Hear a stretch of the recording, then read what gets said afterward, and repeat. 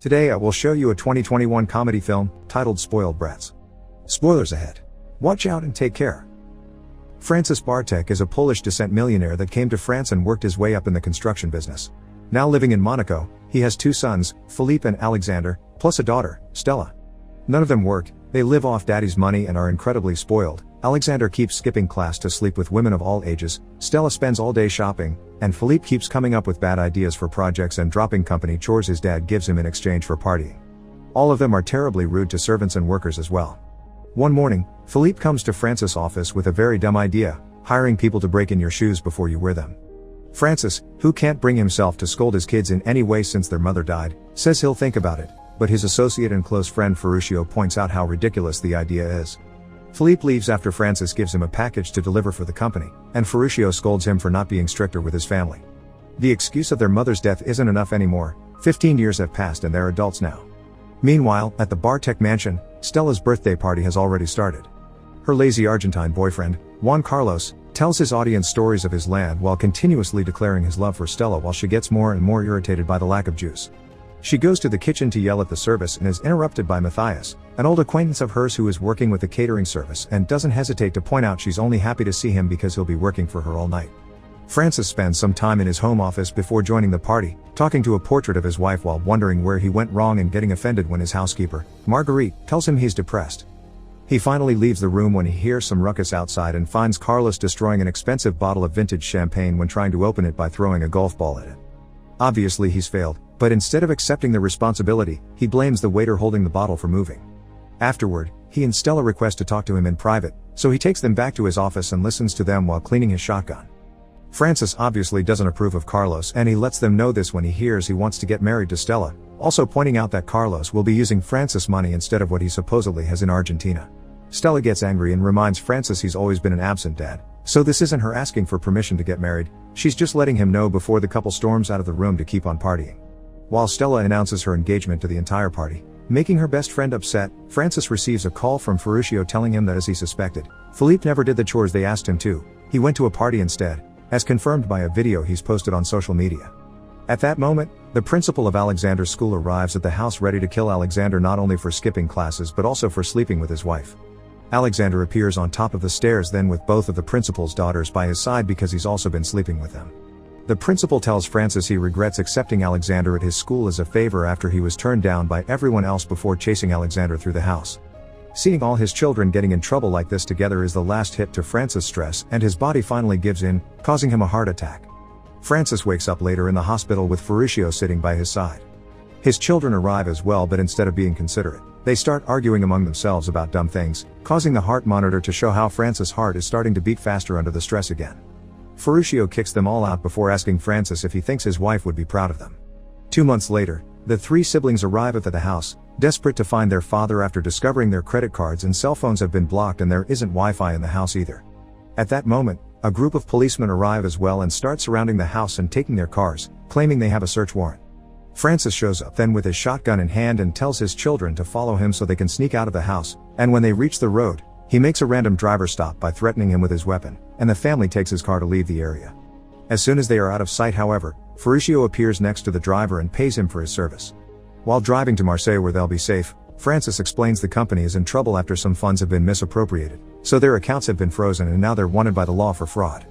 The most likely suspect is Ferruccio, who disappeared the previous day. Francis doesn't want them to talk to anyone about this until it's solved, so he takes their cell phones and throws them on the street, which also helps them not to get tracked. When they arrive at Marseille, the siblings are horrified by the humble life of the middle and lower class, and their disgust gets worse when their father takes them to the place they'll be staying at, his childhood home, which has seen better days. Many of the light bulbs don't work and they'll have to share the bed, but it'll do for now. While having fried bread for dinner, Francis informs their kids that they'll have to get a job so they can survive. The next day, Francis wakes them up at 6 a.m. so they can start their search for employment while he stays home, fixing all the problems the house has because he can't go out there and let the police recognize him. Since he's fed them all their lives, now it's their turn to feed him. Getting ready to go out is quite complicated as well. The water that comes out of the tap is dirty and the sink is right there next to the toilet without a door in between. So Stella just throws perfume on herself while watching Philippe relieve himself without toilet paper to clean himself when he's done. Alexander tries his luck at a construction site, stealing lunch from some workers that kick him out and send him to talk to their boss if he wants to work. Stella borrows a phone from a random man on the streets, and against her father's wishes, she calls Carlos to tell him she's on vacation with her family, consuming all of the man's phone minutes. Felipe goes to see a friend of his that has always supported his ideas to ask him for some money to finance them, but his friend finally admits he thinks his ideas are dumb and he just played along to have something funny to talk about while partying.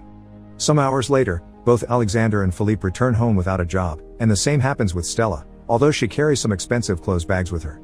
It turns out she got some money by selling Felipe's watch, but instead of buying food, she's gone shopping. The siblings start arguing, and as revenge, Felipe pours soap all over her new clothes. They're interrupted by the sudden arrival of Marguerite and Matthias, who Stella called earlier. She's brought them some towels and clothes, and Matthias tells Stella she can come over to the restaurant he works at for an interview. Marguerite also tries to give them some of her savings, but Frances turns the offer down and tells her to go after making her promise she won't tell anyone about this. The next day, Stella goes to the restaurant and is accepted as a waitress on trial. She has some trouble balancing the tray and drops things without meaning to, but she accepts to wash dishes and help gut the fish without complaining much. The clients drive her crazy though, and it takes her a while to learn which table is which and to take orders from multiple people in seconds. Meanwhile, Felipe goes to a job agency. The clerk is shocked to hear he has no experience or qualifications, yet asks for a senior management position with a rather high salary and a company car, all paid off the books because he's in trouble with the police. After convincing him to lower his salary expectations, the clerk gets him a job as a bike taxi driver, which is rather difficult for him to pull off because of his weight. Since he's so slow on the bike, all of his clients end up being snatched by his rival driver Malik. Ferruccio secretly visits Francis and brings him some expensive wine and lobsters, which Francis at first doesn't want to touch not to be unfair to his children, but eventually he gives in and enjoys the feast. When Francis mentions he'll be keeping himself busy fixing the house, Ferruccio wonders if he truly is doing this only for the sake of the siblings.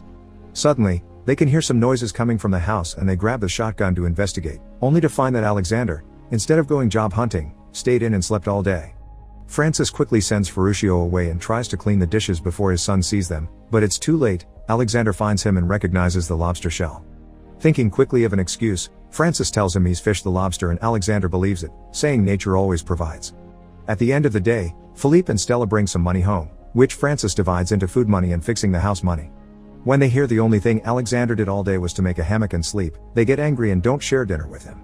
Alexander tells them he doesn't need them and goes to search for acorns, apples, berries, and other fruits from the bushes and trees around the house, but all the things he eats only end up making him sick later.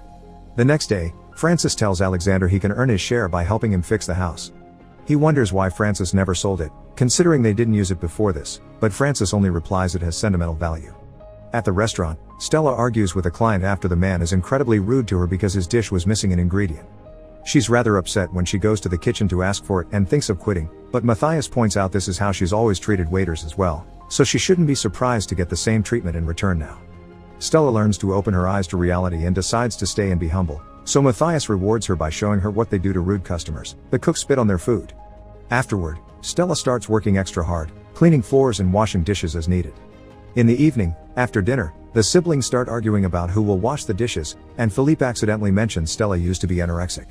Francis is shocked by this news and wonders why she didn't come to him for help, so the siblings point out he's always been an absent father and mention all the things he missed because he had been busy working. Stella used to make herself throw up for a whole year until she lost 10 kilos. Alexander spent a night in jail when the police found him with some pot, and when Felipe spent 2 weeks in the hospital with peritonitis. His dad never visited because he was in Japan and wouldn't cancel his business trip. But they know their mother wouldn't have hesitated to fly over. Feeling like he's being put on trial, Francis leaves the room while claiming he can't be blamed for all their problems. The following day, Felipe finally gets tired of Malik constantly stealing his clients and confronts him for it. At first, they start arguing and it looks like they could end up in a fistfight as well, but they suddenly discover their mutual love for collector trainers and become friends. Meanwhile, at the house, Alexander fixes the plumbing, which impresses Francis. When he asks how he knows anything about this, Alexander confesses that in high school, he and his friends diverted the waste pipe into the principal's shower, and for that, he spent 2 months studying plumbing tutorials. Back in Monaco, Carlos is sleeping with Stella's best friend, who tells him about the rumors of the family's money problems and the person behind them. Carlos finds this very suspicious because he saw Ferruccio at the country club 2 days ago, so he decides to investigate. Later in the day, Francis apologizes for the father he's been, explaining how hard it had been for him to suddenly become father and mother at the same time, and that they had only hidden their mother's illness from them to protect them. The siblings think their father believes them to be spoiled and dumb, but Francis promises he's proud of them now. Then they spend a lovely evening together under the stars, sharing a drink and old stories from their youth. The family starts getting used to this new life together, doing chores and fixing the house while enjoying each other's company. Stella becomes close friends with his co-workers at the restaurant, and Malik teaches Philippe some tips for being a better bike taxi driver while they start working together to make some money off Malik's trainer collection. Ferruccio calls Francis and tells him to end the charade because Carlos has been snooping around, but it's too late. He shows up at the house a few hours later, revealing he's learned of Francis' lie while following Ferruccio around. Francis offers to pay him any amount of money he asks for in exchange for Carlos leaving them alone, but he turns the offer down, claiming he wants to help. When the siblings arrive, Carlos tells them he sold his properties in Argentina to pay the family's debts, so now they have access to their accounts and the mansion again. Not wanting his children to find out he lied to teach them a lesson, Francis plays along with Carlos' act and accepts to return to Monaco. When they make their way back to their house, Carlos points out now they can get married, and Stella accepts to kiss him, but she's more hesitant this time around. The next day, during breakfast, Francis tells Marguerite how guilty he feels and how worried he is about Stella marrying such a bad man like Carlos, and Marguerite encourages him to confess. When he discusses the matter later with Ferruccio, his friend thinks the same, so Francis accepts his fate and decides to talk to his children. Carlos knows Francis may open his mouth at any moment, so he takes Stella with him to get eloped. Stella isn't very happy with the idea, but Carlos promises her they can have a proper party and celebration later. As they enter the city hall, Francis calls Stella, but it's Carlos that takes her phone and picks up the call, pretending he's having a nice chat instead of hearing Francis angry yelling. He hangs up on him and tells Stella her father approves of their union while Francis grabs his sons and takes them with him to stop the wedding. The one officiating the wedding is the deputy mayor, who is mute so things are going rather slowly. When the ceremony finally starts, Stella discovers Carlos' real name is Kevin Lepoutre. He tells her some excuse about his father being a refugee needing to change his name, and by the time he convinces her to still marry him, her family interrupts them. Francis tells her Carlos only wants her money and him having sold his properties to save them is not true. The family never was in any trouble, it had all been a lie Francis invented to teach their kids a lesson. The police they saw at their house that day had been paid actors. Stella slaps Carlos for what he did, then she leaves the room together with her siblings, none of them wanting to talk to their father ever again. 9 months later, Francis hasn't heard from his kids except for the monthly check they send him for living in his childhood home, but he's never cashed any of them and saves them in a glass bowl. After a business meeting with some clients, Ferruccio pretends to make a mistake while driving and takes a different road which turns out it takes them to Francis' old house. There are also flowers in the trunk for him to give Stella, since it's her birthday. In the house, the siblings are all doing very well. Philippe and Malik are making money selling trainers, Alexander works as a plumber, and Stella and Matthias are opening their own restaurant together. Their mood drops when Francis enters the house, and he notices how awkward things quickly get, so he just gives Stella the flowers and expresses his regret one last time before leaving. The siblings feel bad and decide to accept his apology, so they call him over and let him stay with them to celebrate all together as a family. Make sure to subscribe and turn on notifications so you can watch more videos like this. Thanks for watching.